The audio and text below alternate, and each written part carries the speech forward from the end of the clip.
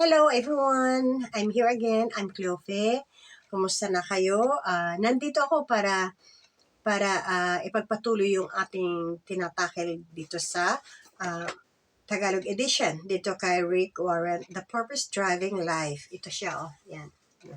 Is a nice, no? Maganda talaga itong book na ito.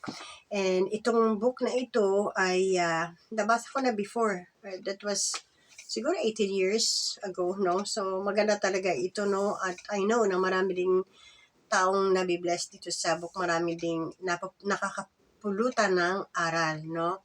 So, that's why nag-share ako sa inyo nito dahil maganda talaga itong books na ito. But sometimes, pag minsan, dinadagdagan ko lang ng mga verses, no? And bago tayo mag-start, no? Kumusta pala kayo, no? Kumusta na yung ating buhay-buhay dyan, no? Kumusta na yung everyday na ating ginagalawan, no? So, going to work, sa bahay lang, or ano pa, mga encounter natin, no? More blessings ba? Marami bang blessings na dumating? Marami bang mga problemang dumating? Meron bang mga biglang dumating na hindi natin nasahan, no? So, kailangan natin lang na magpasalamat sa ating Panginoon. Kung may mga nagawa tayong hindi natin sinasadya, kailangan humingi tayo ng tawad. At kung ano mga nangyaring hindi natin inasahan din, ay kailangan talaga natin papasalamat para yun ay para maging matatag tayo as a Kristiyano. Okay? So now, ako naman, I'm here. Okay din naman, but of course, sa araw-araw ay yun na nga, parating pagod sa work, ganun, no? Parating pagod sa work, of course, oo. Pero okay lang, no? Because nandyan si Lord, no? Always, binibigyan niya ako ng kalakasan, no? So, hopefully, kayo rin, pag lumalabas kayo bago kayo mag-work, ay kailangan din na magdasal, no? Na kailangan tayong gabayan ng ating Panginoon. Okay? So now I'm going to start, no, dito sa ating continuation dito sa chapter 7.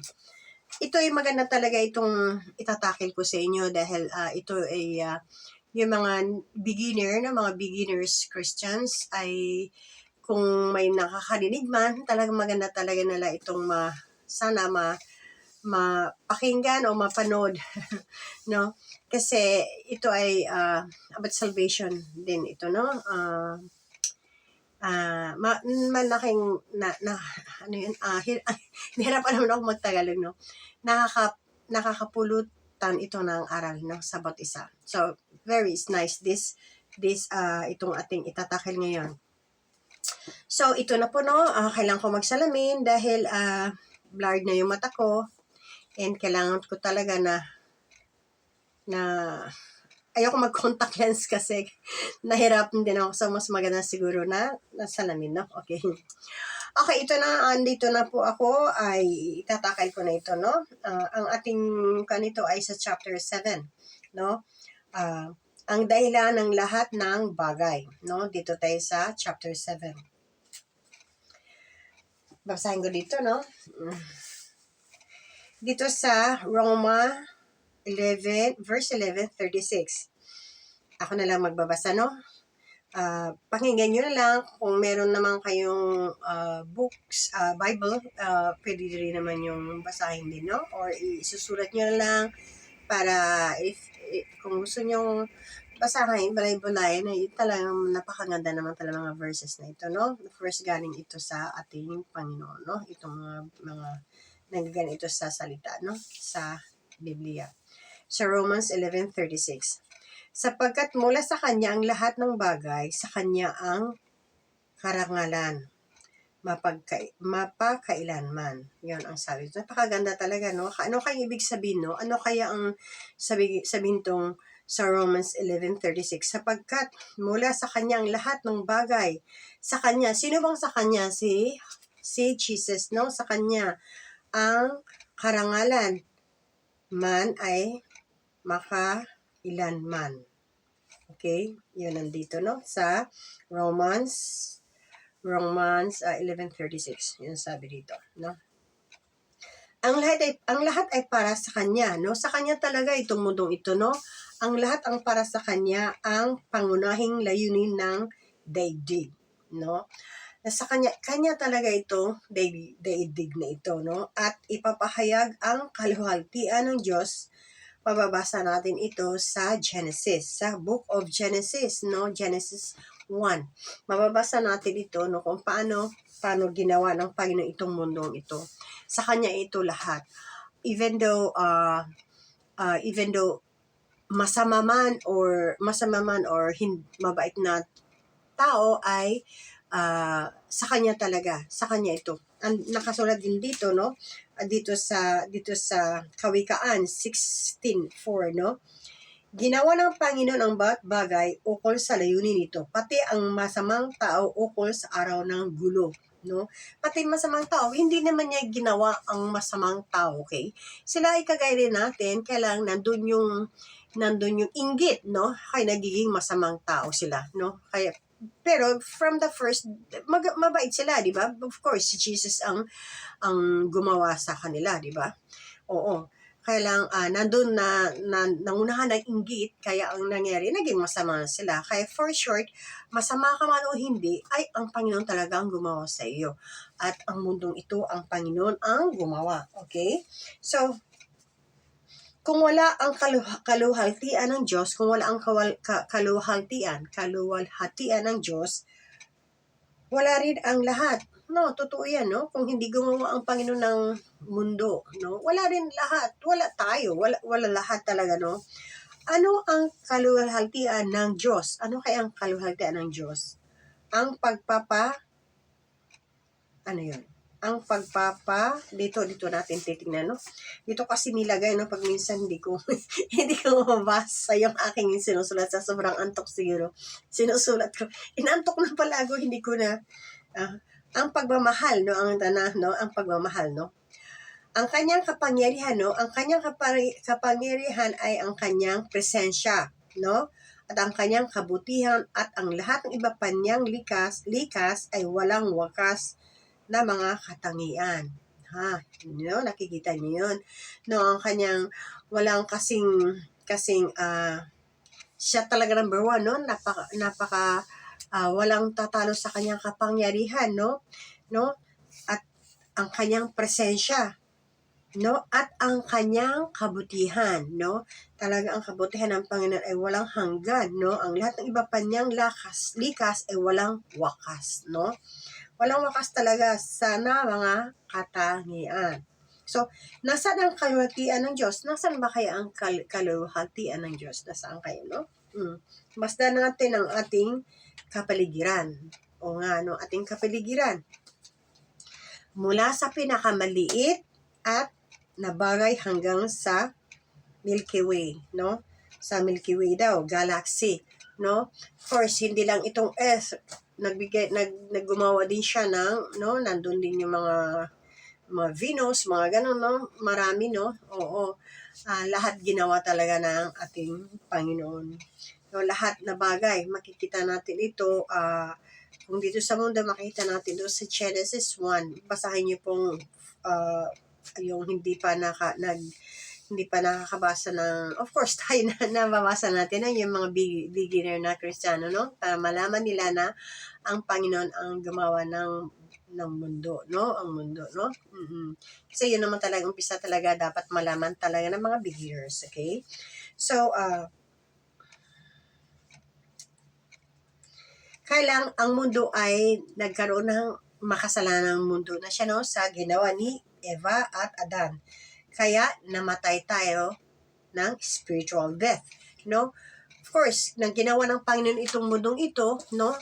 Dahil hindi naman niya expect na hindi niya expect na naging masama, no? Dahil sa ginawa nga ni Eve at saka ni Adan, no? Kaya naging masama na tuloy ang mundo. Kaya pumasok na yung ano yun, mga masamang, mga diablo, mga demonyo, di ba? So, kaya namatay tayo ng spiritual death. So, yung di ba? Pag namatay tayo ng spiritual death, hindi yung namatay talaga tayo, yung spiritual natin.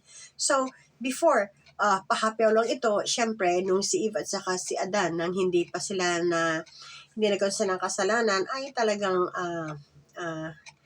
innocent sila, no? Nandun sila sa Garden of Eden. So, nang nalaman nila, nang kinuha sila ng ahas, no? Ay, ang nangyari ay, nabuksan na yung diwa nila, di ba? Nandun na yung, nahiya na sila, ganun. Kaya nung nahiya na sila at nagtatakip na sila ng dahon sa katawan at nandun na meron na silang smell, nandun na sila, meron silang feelings, di ba? Kaya nang tinawag sila ng Panginoon, ay nahiya sila, kaya sinabi kayo ng Panginoon, ng ating Panginoon na kinain niyo ba yung prutas na yon, di ba? Ganon. Kaya doon nag-umpisa na nagkasala ang ating mga ninuno at namatay tayo sa pamagitan ng spiritual death, no? Pamamagitan ito yung Tagalog na yan, na namatay tayo, no? So, kaya, ang ginawa ng Panginoon, hindi pa rin dahil sa sobrang pagmamahal sa atin ng ating Panginoon, no? Ginawa nga niya lahat, ang mundong ito, lahat. Kaya lang, siyempre, pinarusahan din ng Panginoon, pinarusahan ng Panginoon pinarusahan ng Panginoon si Adan, si Eve, no? Hindi na sila nakatira sa Garden of Eden, no? Nagbungkal na sila ng lupa para makakain. Mababasa din naman yan sa Genesis, no? Ay tayo naman ay nagkaroon nga tayo ng kasalanan, no? Nagkaroon na tayo ng kasalanan sa dahilan sa ating mga ninuno, okay? So, ang nangyari noon ay bumaba si Jesus, no? Si Jesus para matubos ang ating kasalanan, no? Bumaba si Jesus para tubusin ang ating kasalanan, no? Kaya dahil sa sobrang pagmamahal niya sa atin, no? Sobrang pagmamahal niya sa atin, mababasa natin sa John 3:16, no? So, sobrang pagmamahal niya sa atin, no? Hindi niya kayang makita ang mga kanyang mga anak, mga mahal niya, tayo, hindi niya makita na gano'n na lang ba, gagawa ko ng napakagandang earth, ginawa ko na yung bundok, ginawa ko yung lahat, everything is perfect, no? Gumawa ko ng tao, and then after that ay nagpaloko sila sa Satanas, sa ahas, no? And then pabayaan ko ba yan? Hindi mangyayari yun dahil si Jesus ay ginawa niya dahil because God love us, no? Hindi, no? Binahal tayo ng ating Panginoon kaya gumawa siya. Kaya hindi niya pababayaan na mapapunta lahat tayo sa impyerno ng ating ama isang demonyo. Kaya gumawa siya ng way na bumaba si Jesus na nagkatawang tao para iligtas ang ating kasalanan. No, nag-sacrifice siya, no? At napakabait pa rin niya dahil hindi niya tayo pinors talaga, no? Nagpahayag siya ng salita, nagpahayag siya ng salita, no? Nagpahayag siya everything, but hindi niya tayo kinulit na ito yung hindi nakakabuti, hindi not good or bad, mag-repent kayo, lumapit kayo sa hiwalay siyang sinabi, kundi nag-share lang siya ng word of God, no? Kaya ang mga apostles, no, mga apostol, no? Kaya pinapili pa rin tayo kung saan nyo gusto. Sa akin ba? O dito pa rin kayo, remaining ang ama nyo ay demonyo? O di ba mali? Gusto nyo bang sumama sa akin sa langit, di ba? Napakabait talaga ng ating Panginoon, no? Hindi siya selfish, no? Pinabayaan na lang niya tayo, no? But pinabayaan na lang niya tayo na kung saan natin gusto, no? But of course, kaya hanggang ngayon, no, patuloy yung mga disciples, tayo, mga teachers, mga pastors, reverends, no, na nag-share ng word of God para lahat ay magkaroon ng buhay na walang hanggan, no? Dahil kailangan talaga natin gawin to because this world ay naging masama dahil sa ginawa ng ahas at naloko si Eve at saka si Adan, okay? So, kailangan natin malaman to, no? So, kailangan i-accept natin ang ating Panginoon, no? Si Jesus as your personal Savior. So, paano kaya, no? Kailangan nating, no? kailangan natin gawin, no? Paano kaya, no? Kailangan i-accept natin si Jesus as your personal Savior, no? Of course, madaling sabihin talaga yan, mga kapatid, no? Madaling sabihin niya na, yes, I accept Jesus as my personal Savior. Totoo ba? Totoo ba? Parang gano'n kagad, no? Grabe ako mag-explain, no? Totoo ba? Parang gano'n, no? Kasi nothing changed naman. Hindi naman nagbabago yung personal niya na, di ba? So, kailangan talaga, if you accept, kailangan na bago ka na rin. New creation ka na rin, di ba? Oo, yun. Kaya kailangan talaga na hindi lang sa salita, kundi sa gawa. Meron kang faith and works, no? Ano ba yung works na yun? Ang dami ng gawa. Ano ang klaseng gawa? Hindi yung magbubungkal ka, hindi ka sa grabe, exaggerated naman ako, no?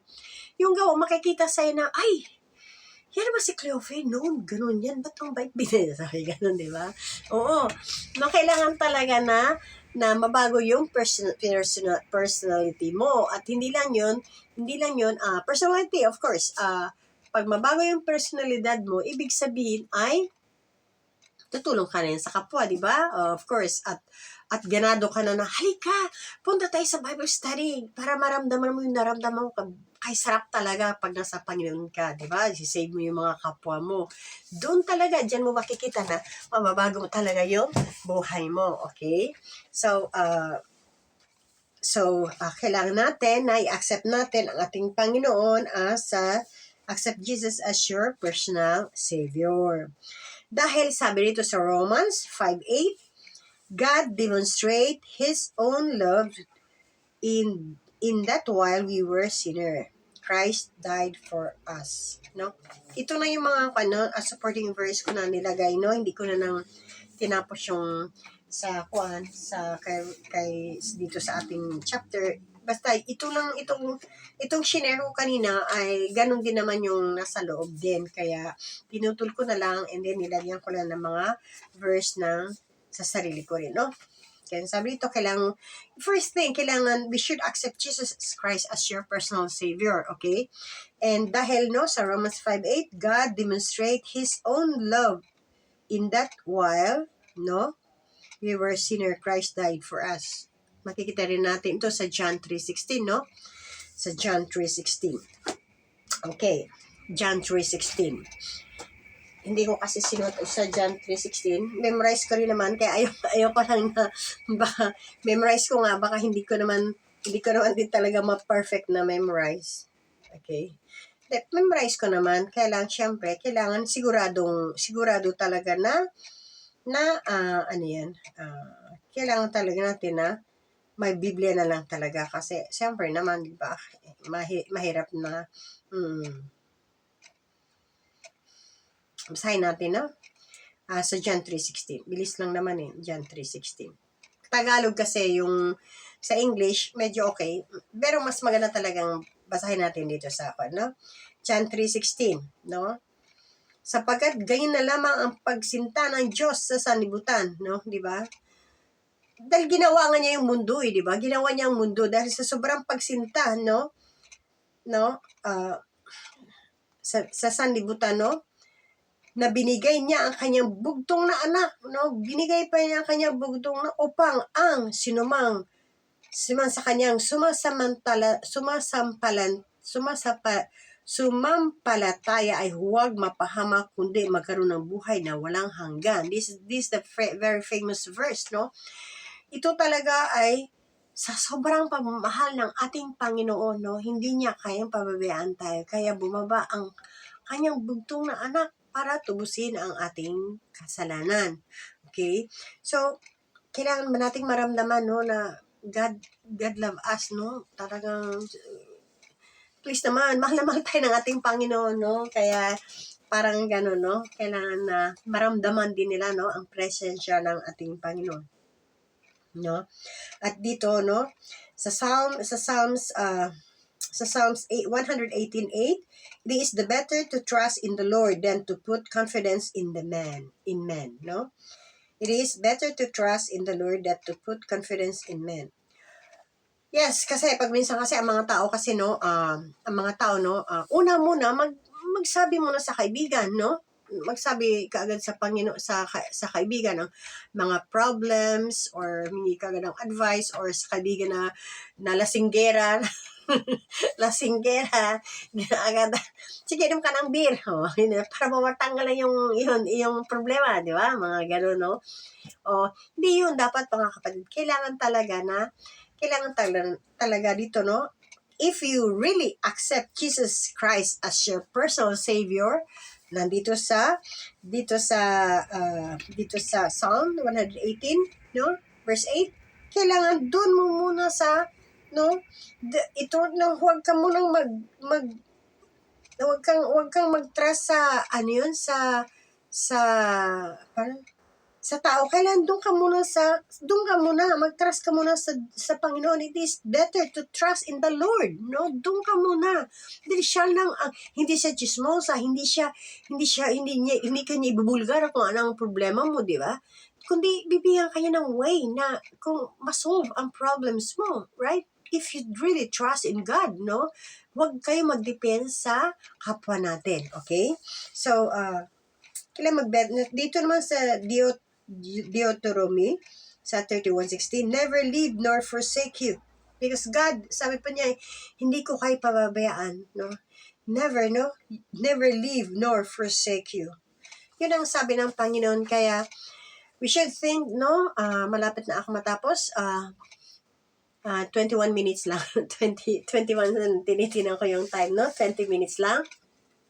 Itong world, ulitin ko ulit, no? Na hindi naman pabalik-balik na plaka, no? Saan ang plaka, no? Ikuan ko lang. Na short, no?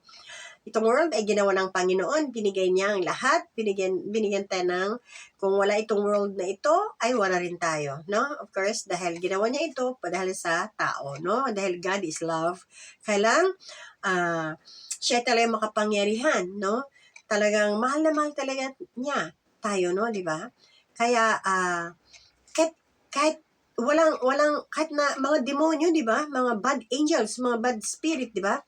Mga bad spirit ito ay ginawa rin niya, pero hindi sila before ganyan. Hindi naman gumawa ang Panginoon ng bad angels, di ba? Fallen angels, hindi naman eh. Talagang mabait talaga sila. Kailang pumanig sila kay Satan, kaya nahulog na fallen angels, no? Kaya naging masama sila, no? Pero ginawa sila ng ating Panginoon, no? So, kailangan we should believe that God is love. We should believe that ang Panginoon talaga makakatulong sa atin because He's powerful, no? Kahit ng galaxy nga, ginawa niya everything talaga, no? Ginawa niya ang lahat. Siya lang way na mapupunta tayo sa ating Ama. Siya lang ang way talaga, no? So, kailangan na magkaroon tayo ng sabi ko na personal savior, no? God is your personal savior. At yung mga Kristiyano din na nalamig, kailangan mag-repent kaagad because we don't know our life, no? Hindi natin alam kung today, tomorrow, kukunin na tayo. We don't know everything. Kailangan, we should be ready. Hindi natin alam kasi yun, di ba? Kaya, kailangan natin gawin yan sa daily life natin na kailangan na huwag lang itong mundong ito na full of mix. Full of mix. May kabutihang tao, mga Kristiyano, may masama, may hindi, di ba? Ganon. Kaya, kailangan talaga natin na sumantala sa ating Panginoon, no? Because siya lang talaga ang makakatulong sa atin, no? Kaya,